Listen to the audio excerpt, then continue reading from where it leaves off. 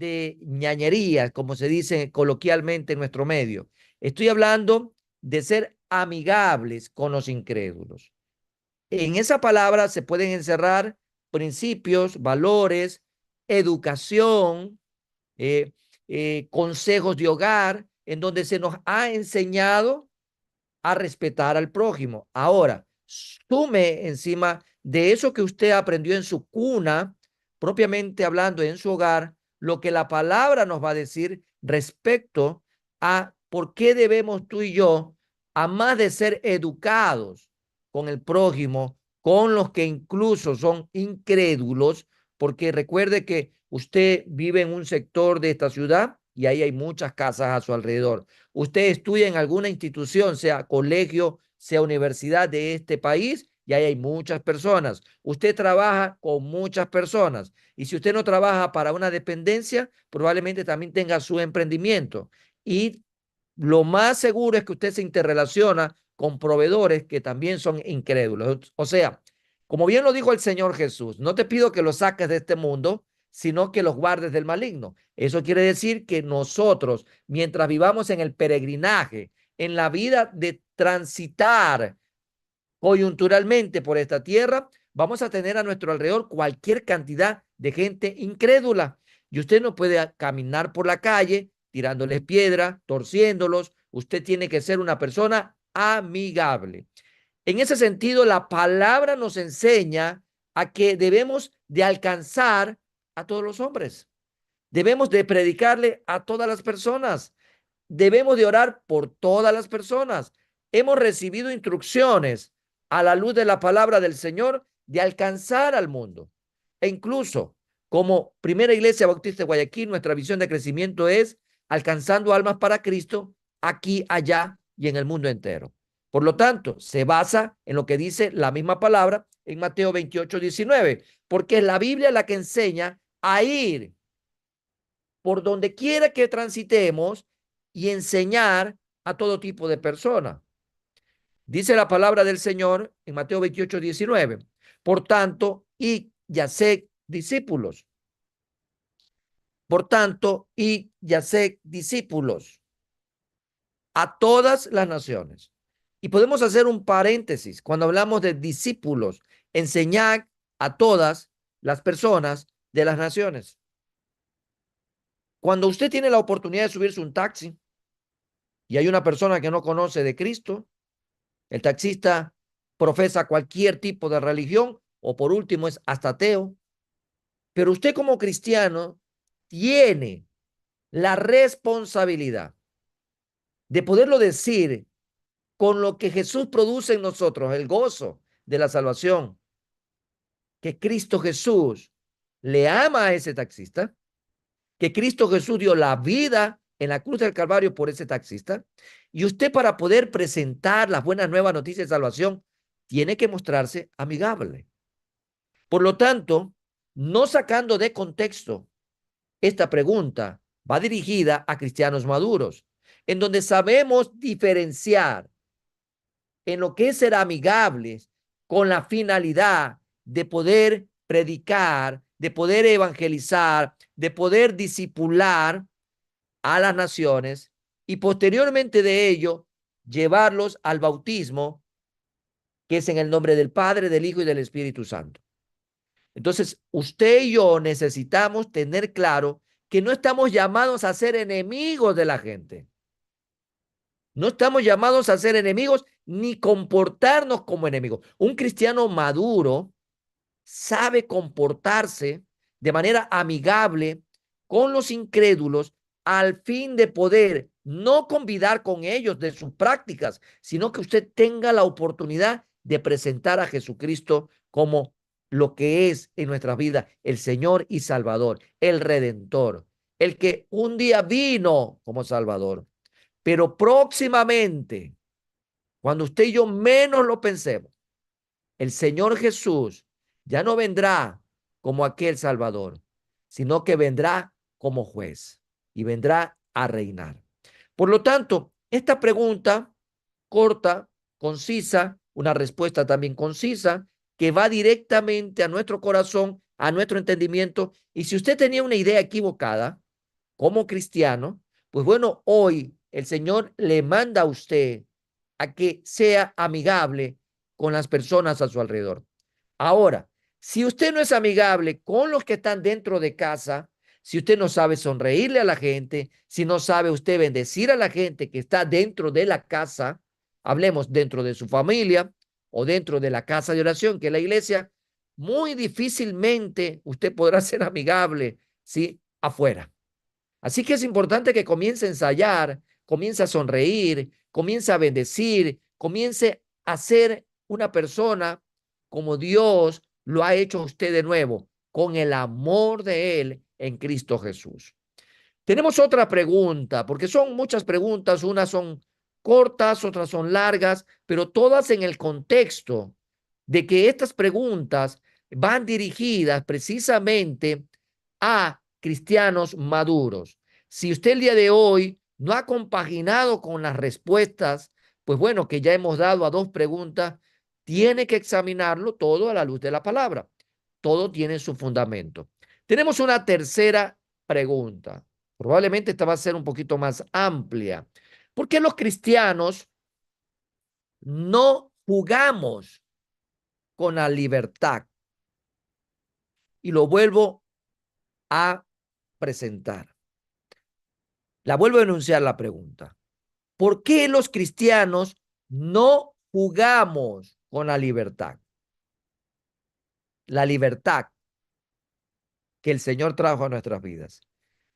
Por decirlo de manera poco más sencilla, no vamos a fiestas del mundo con incrédulos, ni a centros nocturnos, ni a discotecas, ni a ninguno de estos antros de perdición.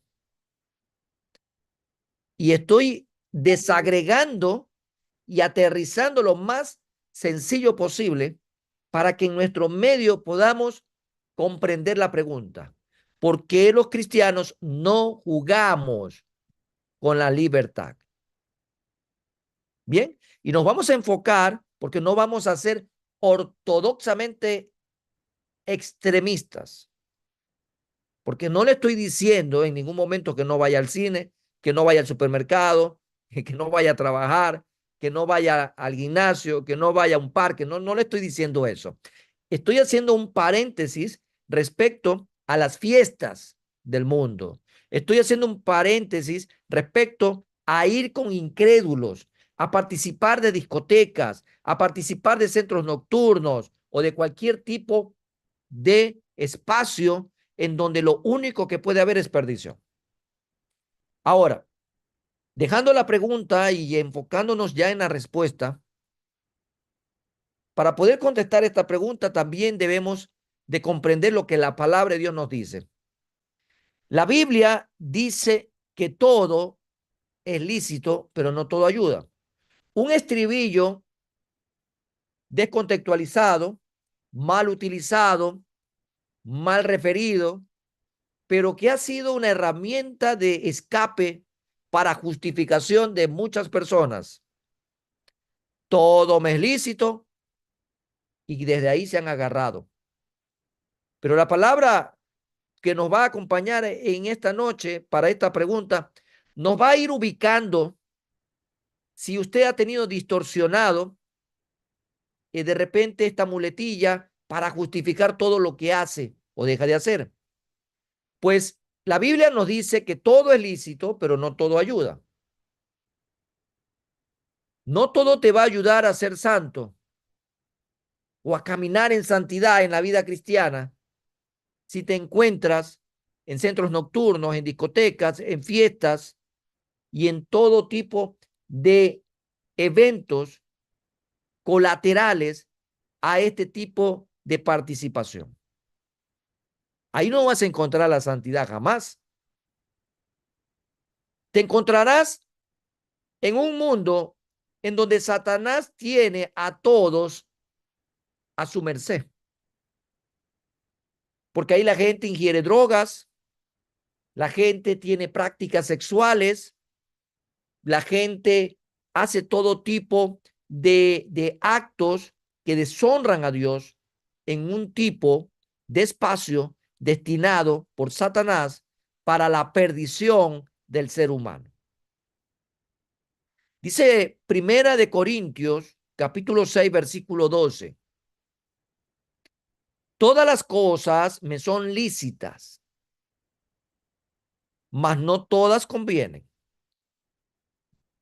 Todas las cosas me son lícitas, mas yo, dice el apóstol Pablo, en esta carta importantísima para la iglesia en esa época, en ese punto geográfico del planeta Tierra, ahí en Corinto.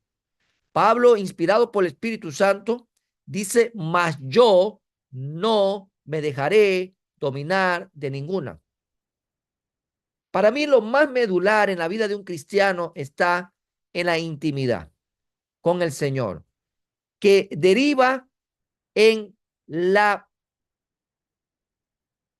utilidad realmente que el fruto del Espíritu Santo provoca en un cristiano. Provoca. Y uno de los elementos que se desagregan del fruto tiene que ver con soproneo,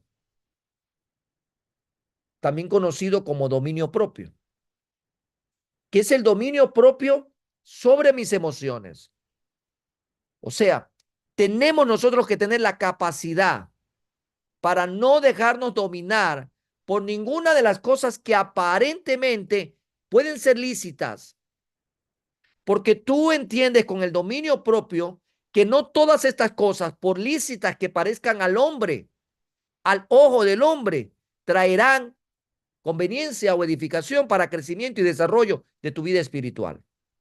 Por lo tanto, es importante agarrarnos en esta noche de este texto, donde se van a derivar muchos otros aportes a lo largo de este espacio del Nuevo Testamento.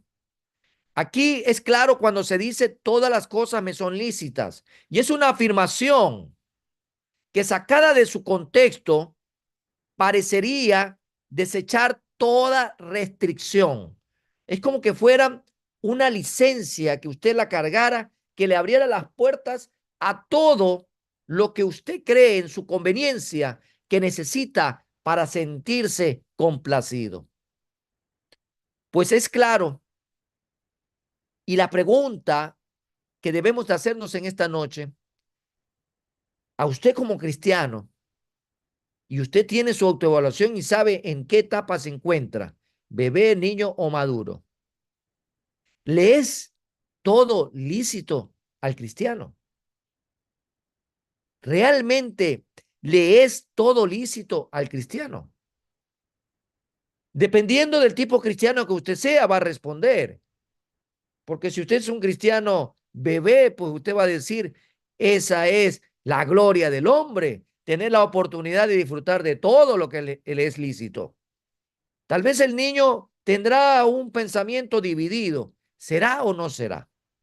Pero un cristiano maduro sabe claramente que no todo le es lícito. Porque en el momento que no te conviene para tu vida espiritual y no trae crecimiento para tu vida espiritual, ya no te será lícito. Ya no te será lícito. ¿Podemos hacer todo lo que queramos en realidad? ¿Podemos hacer? Yo alguna vez compartí una anécdota, bueno, sí, creo que era una anécdota hace algunos años, que era una conversación entre un joven y un pastor. Y el joven comenzó, pues obviamente, con este tipo de texto, sacándolo de su contexto, se presenta con este pretexto ante el pastor y le dice, pastor, me han invitado a una discoteca, ¿usted cree que puedo ir? Sí, le dice. Esa fue la primera pregunta y el joven, pues obviamente, debe haber abierto bien los ojos, ¿no? Tengo otra pregunta, pastor. Usted sabe que yo tengo una enamorada, pero me están invitando a esta discoteca con otras chicas. ¿Usted cree que yo también puedo ir con otra chica a esa discoteca? Claro que puedes ir. Era la segunda pregunta. Y el chico estaba sorprendido de la respuesta del pastor. Bueno, y la tercera pregunta que le hace, entre tantas que hizo, ¿usted cree, pastor, que yo puedo bailar porque obviamente voy a ir a esa discoteca, voy a ir con otras amigas. ¿Usted cree que yo puedo bailar y tomar en esa discoteca? Claro que puedes hacerlo también. Imagínense cómo se habrá sentido el joven de sorprendido ante las respuestas que le daba el pastor, que él se detuvo por un momento y le hace una pregunta. Pastor, entonces, ¿qué es lo que no puedo hacer si todo esto lo puedo hacer? Con ese tipo de decisiones, con ese tipo de cosas que puedes hacer, tú no podrás entrar jamás al reino de los cielos. Obviamente, amados hermanos, todo le puede ser lícito, pero no todo le conviene, porque al final del día, las personas toman decisiones en base a su nivel de intimidad delante del Señor, a su nivel de profundidad en las palabras del Señor, y uno sabe si le conviene o no le conviene, si le traerá crecimiento o no le traerá crecimiento. Pues todas las cosas que están bien marcadas en la ley del hombre, pues obviamente usted sabe que si roba, usted va preso.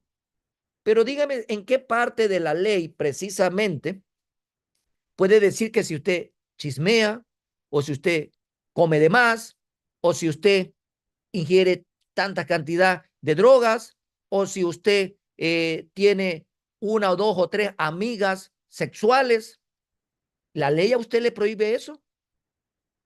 Imagínese a qué nivel puede llegar el ser humano con la doble moral de una sociedad en oscuridad, que permite muchas cosas que no serán penalizadas.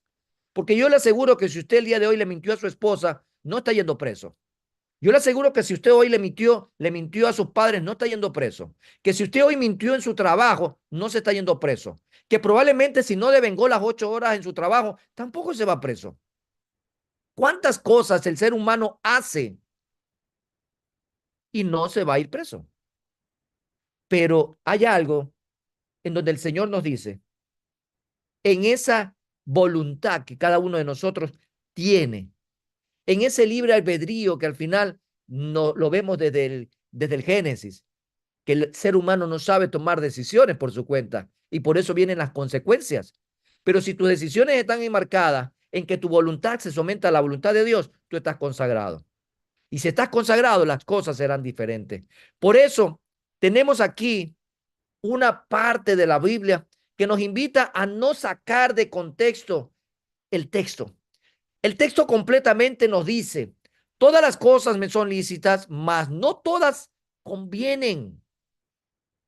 A usted le conviene mentir.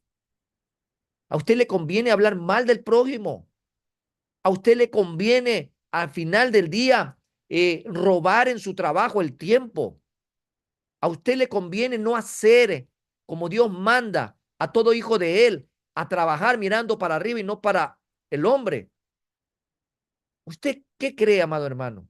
Mucha gente trabaja mirando acá abajo. Muchos cristianos no miran arriba, miran abajo y se comportan mal en su trabajo. ¿Usted cree que todas esas cosas convienen al final? No convienen para nada. Todas las cosas le pueden ser lícitas, mas yo, dice Pablo, no me dejaré dominar de ninguna. Pablo repite la idea, incluso en el capítulo 10, versículo 23, que lo voy a leer a continuación, y dice, todo me es lícito. Y ahora en otra parte de la carta, todo me es lícito, pero no todo conviene. Todo me es lícito, pero no todo edifica. No todo edifica. Y aquí es importante entrarnos un poco más al contexto histórico. La libertad en Cristo, este contexto incluso teológico, que nos invita a ver el comportamiento que tenía la iglesia en aquella época en distintas regiones, de cómo tomaban la libertad.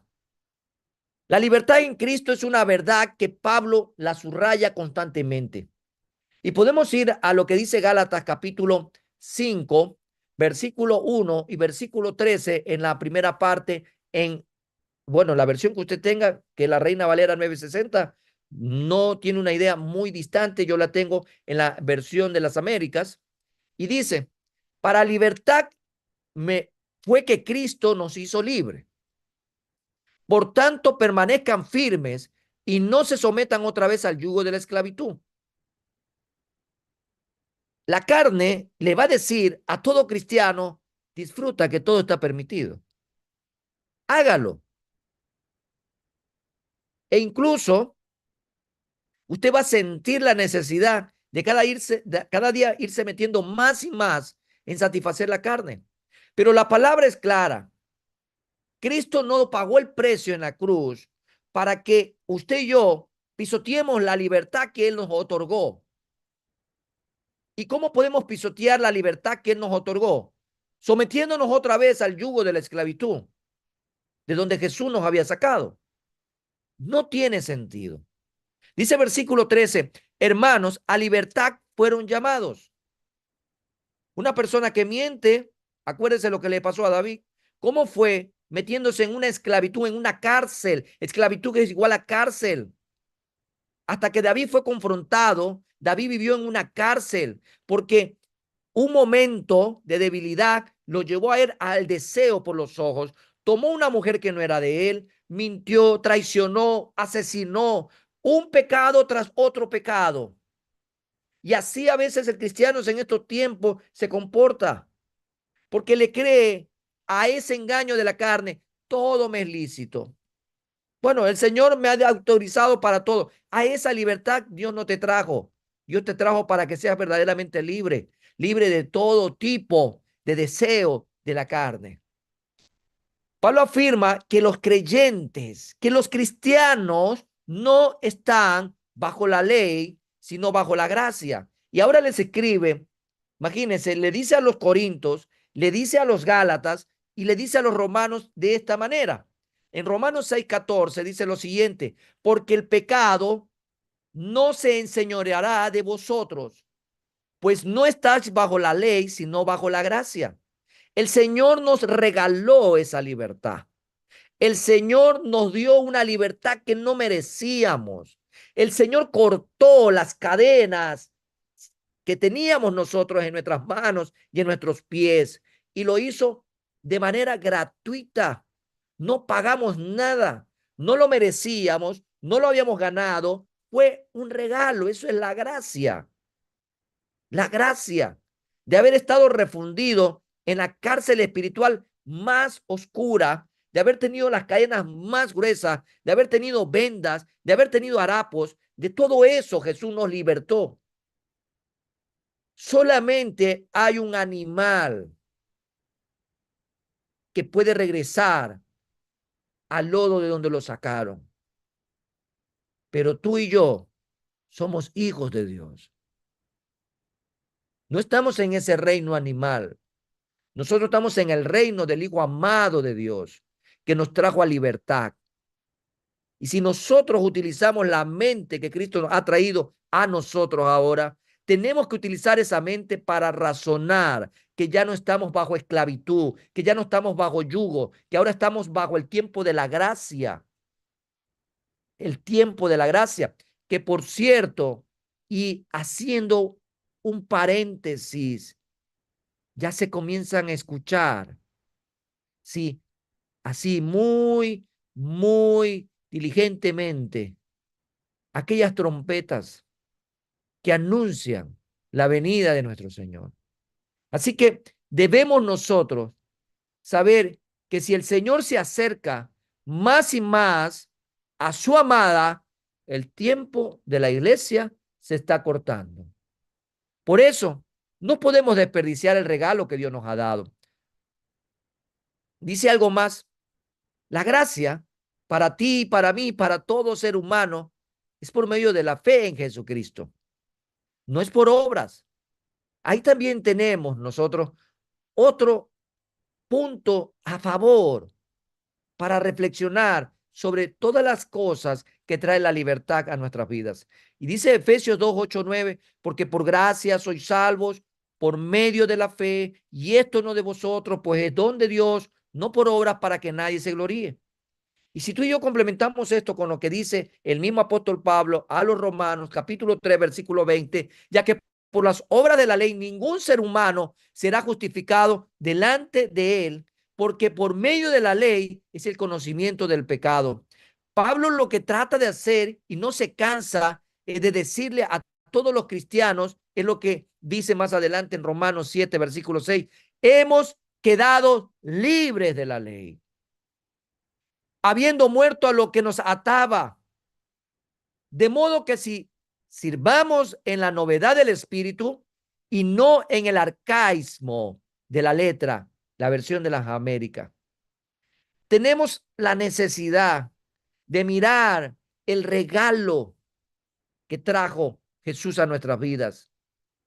Cuando Jesús llegó a nuestras vidas, trajo salvación, trajo vida eterna, pero también trajo libertad.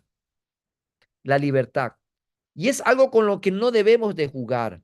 Es algo tan precioso porque tú y yo no hicimos nada para ganarnos esa libertad. Y así hubiésemos hecho algo, nunca hubiera sido suficiente para poder pagar el precio que el Padre anhelaba por nuestra libertad, por nuestra libertad. Y acuérdese aquellas palabras, tetelestai. Acuérdese de ese término, tetelestai, tetelestai. ¿Sí? Ya, amados hermanos, había sido cancelado, había sido pagada tu libertad. Alguien pagó para que tú y yo seamos libres. No vamos a ser responsables ahora de coger la llave y buscar una celda y poner llave y tirar la llave a un abismo. No podemos hacer eso. Evidentemente, algunos en ese punto llamado Corinto habían distorsionado el mensaje de la libertad, que era el mensaje que Pablo le compartía a través de las cartas a las iglesias. Claro que no eran palabras del apóstol, eran palabras inspiradas por el Espíritu Santo, de acuerdo a lo que dice 2 Timoteo 3, 16 y 17. En ese sentido, al haber distorsionado, que no es nada distinto a lo que pasa en estos tiempos, la distorsión de las escrituras y todo lo forzan para sí mismo, para conveniencia. Forzamos el texto, forzamos la palabra, sacamos de contexto para satisfacer nuestra concupiscencia.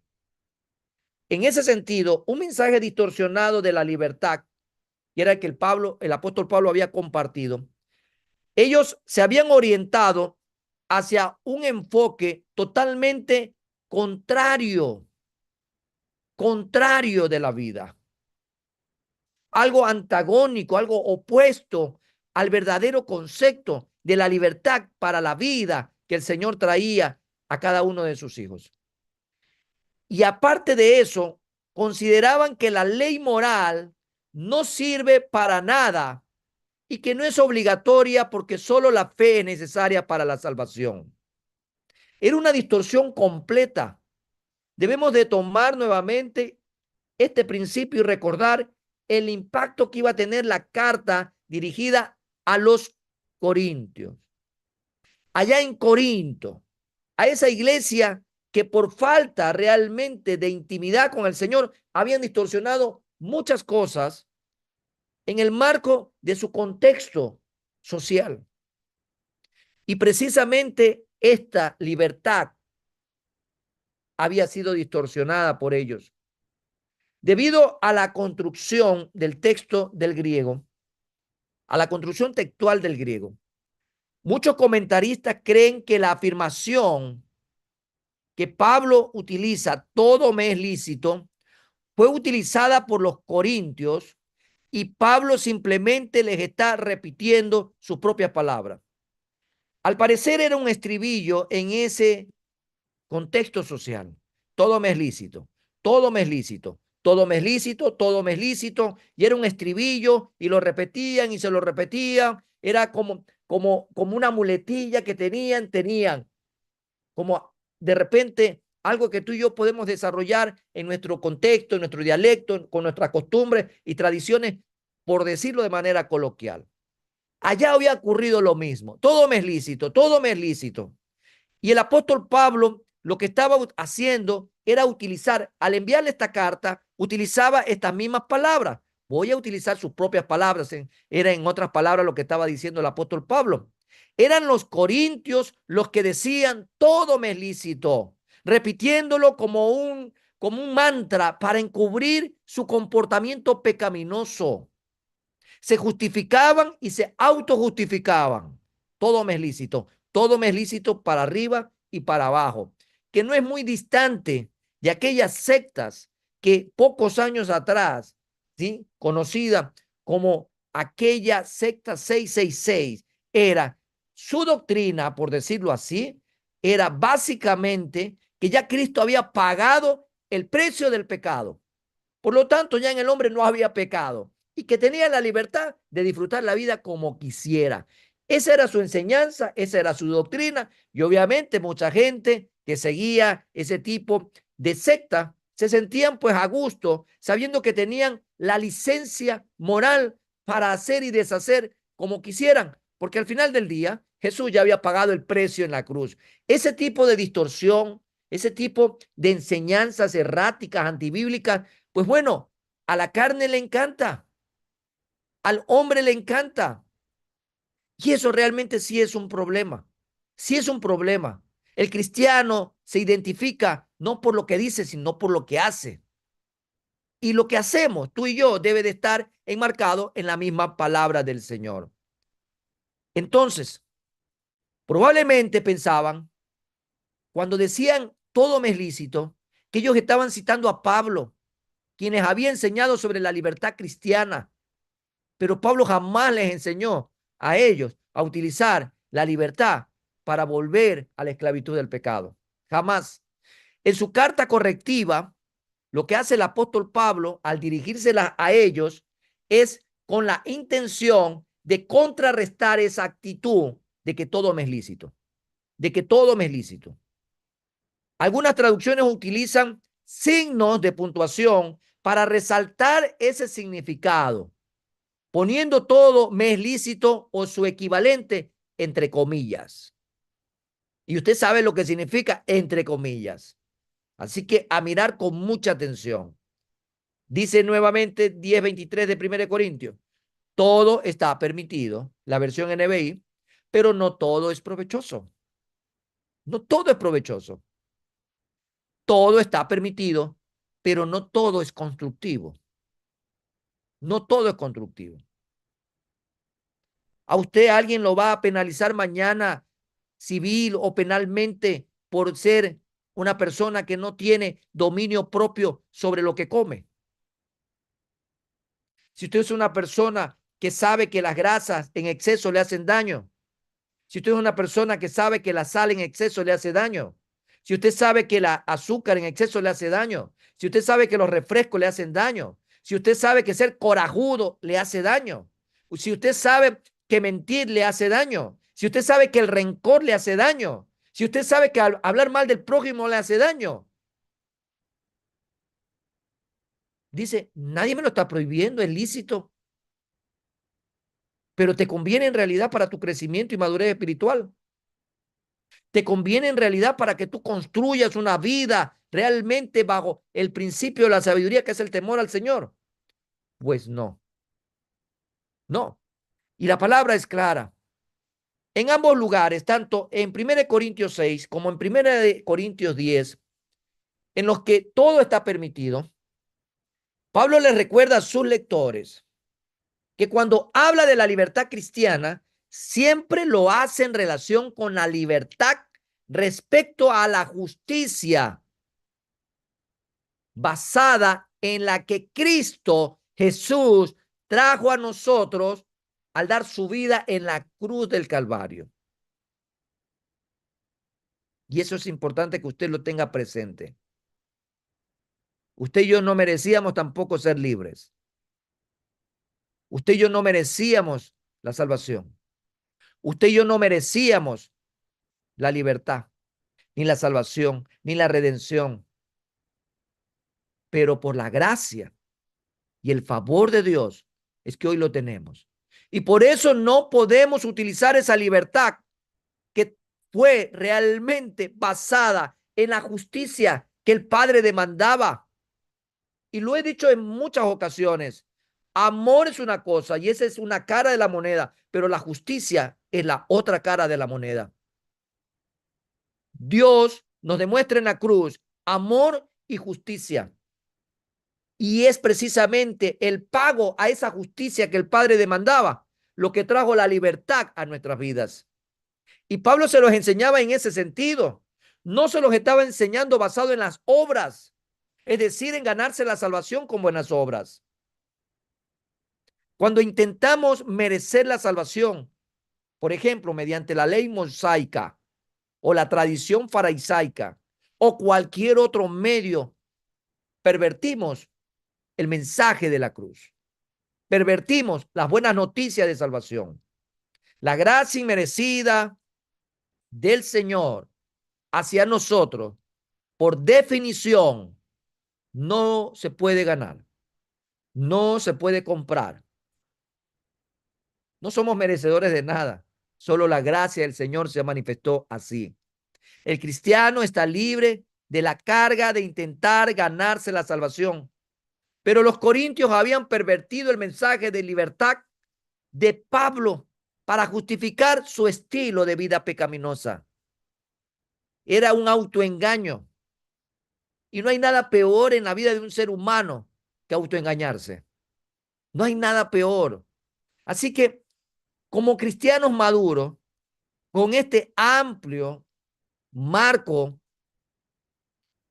tanto teológico como histórico, nos preguntamos, ¿por qué los cristianos no jugamos con la libertad?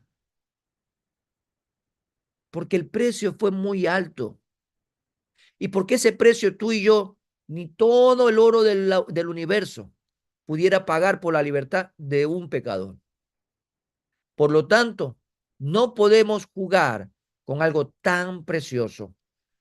Tenemos nosotros la necesidad de mirar hacia arriba, donde está Cristo Jesús, que nos mira cada día.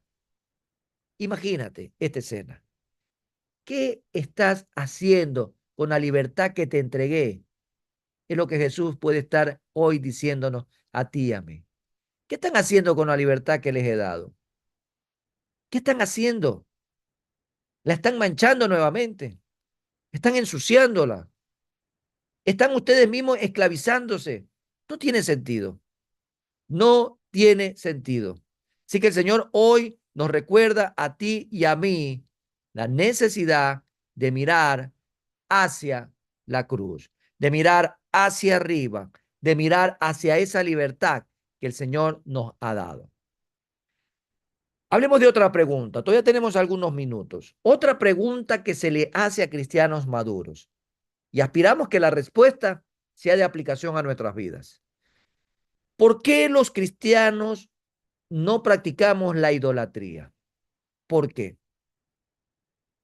Es una pregunta tal vez muy sencilla de contestar conscientemente, pero inconscientemente en las iglesias hay muchos idólatras, muchos. Por eso yo siempre creo que a mayor privilegio, más responsabilidad. Y más aún porque son privilegios inmerecidos. Privilegios inmerecidos. Tú y yo no merecemos esos privilegios. Pero a ti el Señor te llamó a enseñar, a otro evangelizar, a otro lo llamado a ser pastor, a otro lo llamado a ser misionero, a otro lo llamado a ser maestro, a otro lo llamado a ser adorador. Bueno, hay una serie de actividades que podemos hacer para el Señor. Eso es un privilegio. No es una carga, es un privilegio. Siéntase privilegiado que usted está, ¿sí?, en la mirada del Señor que lo llamó a servir. Eso significa que yo tengo que cada día más y más adentrarme en el conocimiento de la palabra para conocer a quién estoy adorando a través del servicio. Porque todo lo que hacemos es adoración y alabanza. Adoramos al Señor por lo que Él es. Alabamos al Señor por lo que Él hace. Y si usted no sabe quién es Él y tampoco sabe qué hace Él, entonces ¿a quién usted está sirviendo? ¿A quién, entre comillas, usted está adorando? Y si usted está adorando lo que no conoce, pues usted es un idólatra. Así de sencillo. Usted y yo tenemos que adentrarnos cada día en conocer más y más de ese Dios misericordioso, benevolente y maravilloso que un día nos rescató y nos dio libertad en Cristo Jesús. El Padre, el Hijo y el Espíritu Santo. ¿Por qué los cristianos no practicamos la idolatría? Por ejemplo, una manera de ver la idolatría es, por lo que la misma palabra enseña, que no debemos tampoco limitar, digo, esta palabra. En el griego la palabra para idolatría se la conoce como porneia. Es un texto muy conocido, lo hemos dicho varias veces, porneia. Y porneia es como que usted abre una caja de Pandora, así, y cualquier cosa sale de esa caja. Hay de todas las cosas que usted se puede imaginar que se practican inconscientemente, muchas de ellas, que es idolatría. Idolatría. A veces creemos que el idólatra es aquel que tiene una imagen, que le pone unas velas, que se le agacha, que lo venera. Pues déjame decirte que hay muchos idólatras y precisamente no en la iglesia universal, sino precisamente en aquella iglesia que dice profesar la verdad. ¿Cuántos cristianos tienen ídolos en su casa? ¿Cuántos cristianos tienen ídolos en sus vidas? ¿Cuántos cristianos tienen ídolos dentro de sí? Por lo tanto, la idolatría es muy amplia. Y entre una de ellas, porque no vamos a abrir tanto el abanico, nos vamos a quedar con la que tal vez tiene mayor repercusión o con la que más trae un efecto, no solo consecuente para la persona en su integridad, sino también un aspecto que puede traer efectos colaterales. Y eso es enfocarlo dentro de lo que es la porneia a las relaciones sexuales fuera del matrimonio. La Biblia es clara respecto con nuestro comportamiento sexual. La Biblia contiene muchas indicaciones para nuestra conducta sexual. Y dice primera de Tesalonicenses capítulo 4, versículo 3, pues la voluntad de Dios es vuestra santificación. Y aquí hay un primer aspecto que hay que tomar en cuenta. Santificación. No nos olvidemos que la santificación, que lo hemos analizado en este estudio bíblico, en otro capítulo, está en tres niveles. La posicional en Jesús, la progresiva, que es el día a día, y la final, cuando lleguemos a la estatura de varón perfecto. Por lo tanto, la que está en medio, que es la progresiva, que depende del día a día, de lo que tú y yo hagamos o dejemos de hacer, pues nos puede poner en ventaja o desventaja en nuestro estilo de vida. Por eso la palabra dice, la voluntad de Dios, que no debemos de olvidar, que la voluntad del Padre es buena, agradable y perfecta. Y dice que es vuestra santificación. O sea, para Dios, para nuestro Señor, para nuestro Padre, es bueno que tú camines en santidad. Es agradable para Él que camines en santidad. Y es perfecto, porque habla de tu madurez. Y dice algo más ahí, que os apartéis, o sea, ¿hacia dónde nos está llevando? Que os apartéis de toda fornicación, de todo lo que tiene que ver con porneia. Ahí encontramos en todo eso idolatría, actos fuera del matrimonio, tanto antes de casarse, después de casarse, hurto, robo, bueno, tantas cosas que le hacen daño y que Dios aborrece aquellas cosas. ¿Cuánta gente se autovenera? ¿Cuánta gente está llena y a su vez vacía? Porque lo único que lo llena es el ego, el sentirse autosuficiente, ser incluso amante de sí mismo, que no hay nadie mejor. Tanto ha llevado la egolatría en este mundo distorsionado que apareció un caso de una persona que dijo que no había nadie tan bueno en el mundo, ni tan perfecto para él, que solo él, que decidió casarse con él mismo. O sea, es un mundo de loco en el que vivimos. Una persona que se case con sí mismo porque no hay nadie en el mundo que pueda cumplir con sus expectativas. A ese nivel de distorsión ha llegado la sociedad. Por lo tanto, nos vamos a quedar con dos términos: santidad y fornicación. Vamos a encontrar el concepto y vamos a seguir escarbando un poquito más, profundizando en el análisis. Pero vamos a cortar ahí porque si no nos vamos a ir de largo. Tenemos centro de estudio bíblico en pocos minutos. Vamos a terminar con una palabra de oración. Seguimos en nuestro estudio bíblico discipulado que fortalece y estamos en el capítulo 7, cómo ser un cristiano maduro. Y todas estas preguntas y respuestas es para que tú busques la aplicación a tu vida y puedas ir viendo en qué estado te encuentras, niño, bebé o maduro. Vamos a orar. Padre bendito, Padre de bondad y misericordia, te alabamos. La Primera Iglesia Bautista de Guayaquil te invita a formar parte de nuestra comunidad digital. Suscríbete a nuestro canal de YouTube y síguenos en nuestras redes sociales, donde encontrarás una variedad de contenido audiovisual, el cual será de gran impacto para tu vida espiritual. Y recuerda, en PIBG estás en casa.